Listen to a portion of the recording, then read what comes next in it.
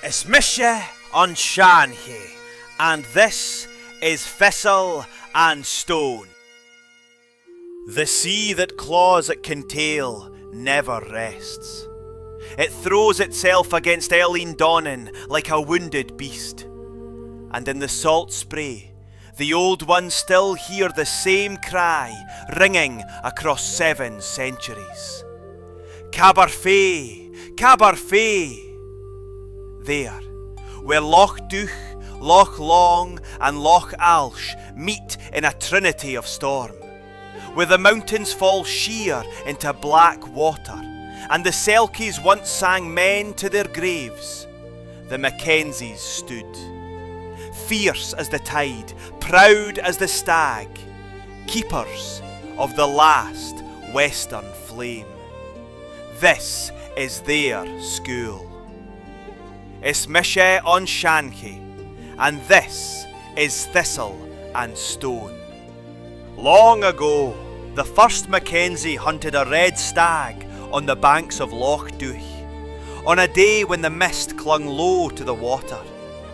He felled the beast with a single arrow, and as it lay dying, a white dove and a black raven alighted upon its branching tines.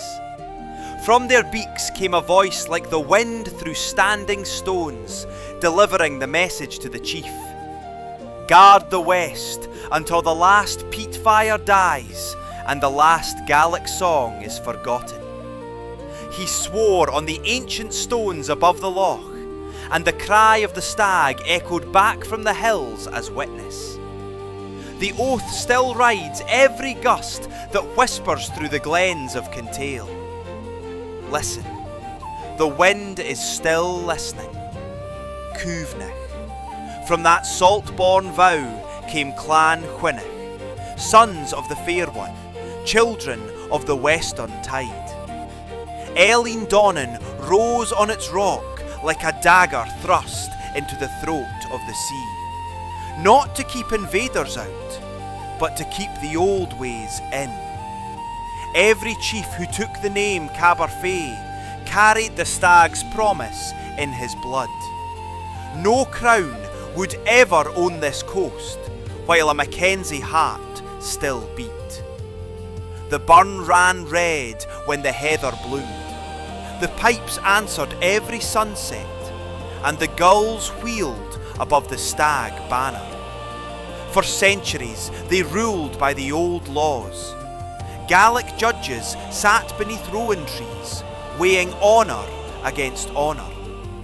Seanchaidh sang the night full of heroes, until the gulls themselves fell silent to listen. Women stood at the shoulder of every chief, their counsel colder than the minch in winter, their eyes older than the hills.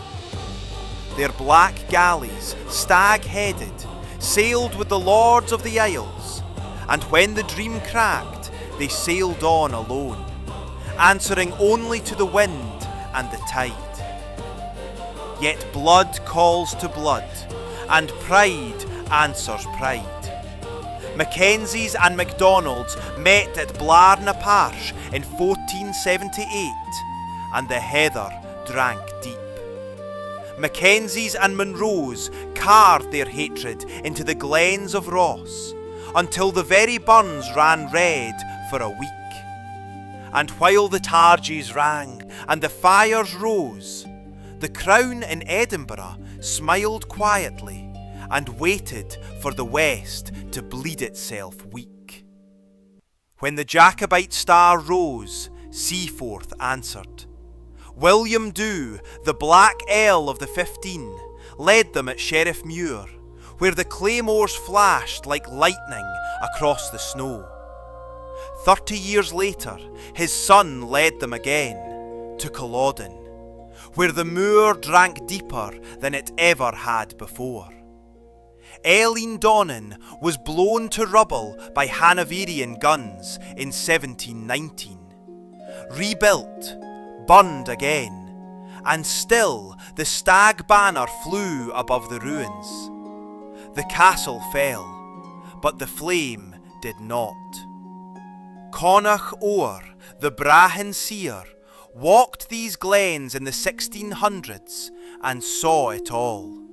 The last Seaforth deaf in one ear, the Caberfay fallen from the hill, the sheep walking in where the people once stood.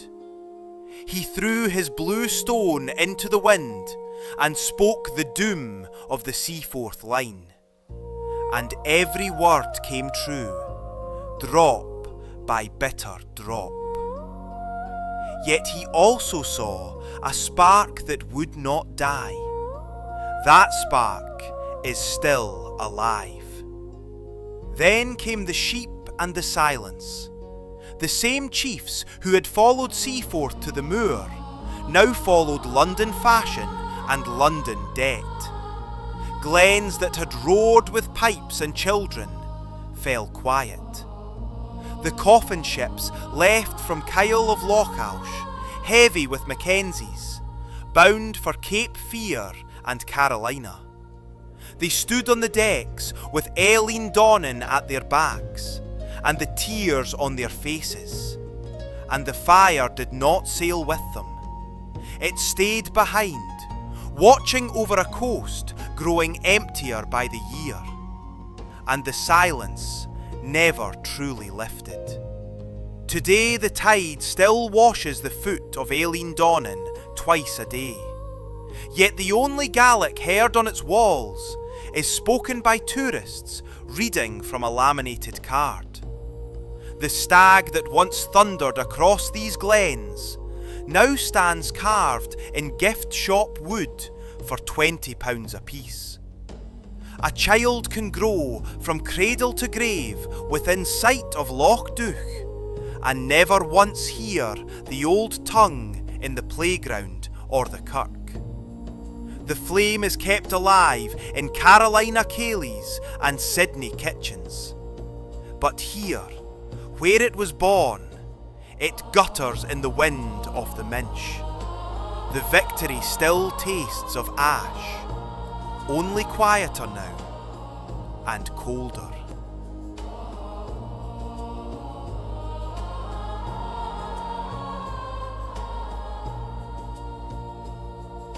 Yet Eileen Donnan stands again, stone on stone, salt on salt.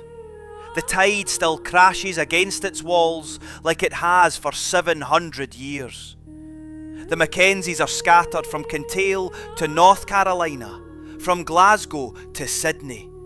But every one of them knows the road home ends where the birds first flew ashore. You will still hear their pipes on a winter's night above Dorney.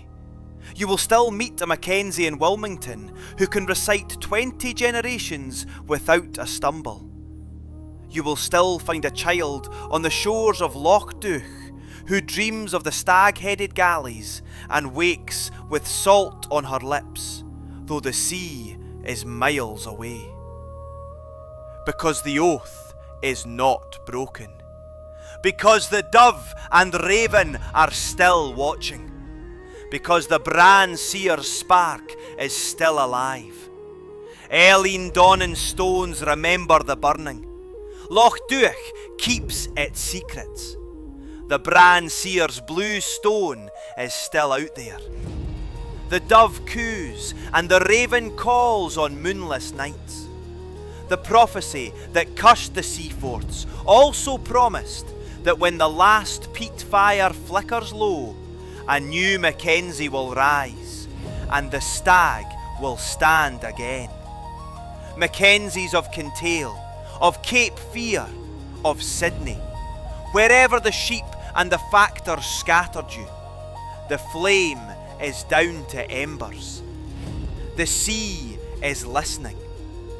Will you answer? Caberfay, Caberfay, Cuimhnich a Caberfay. Remember the stag's antlers and come home. It's me Seanchaidh, and this is Thistle and Stone.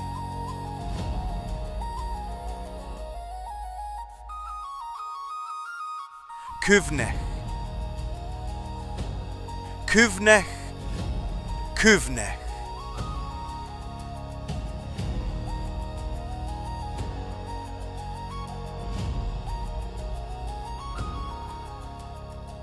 Cuimhnich.